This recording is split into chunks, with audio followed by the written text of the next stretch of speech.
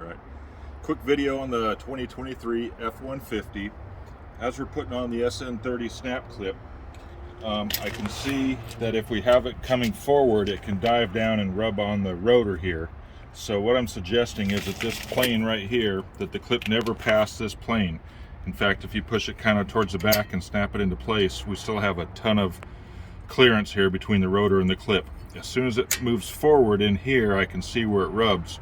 So when installing it, never go past the plane of this rotor here, and I think we'll be okay. In fact, even if we want to push it all the way back, we'll be fine.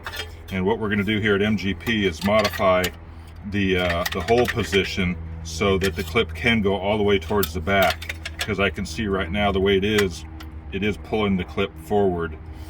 So we'll make that modification and move these holes back that way a little bit. We still want the cover against the bracket here as we install it, and it'll give us a little more room to actually put that on.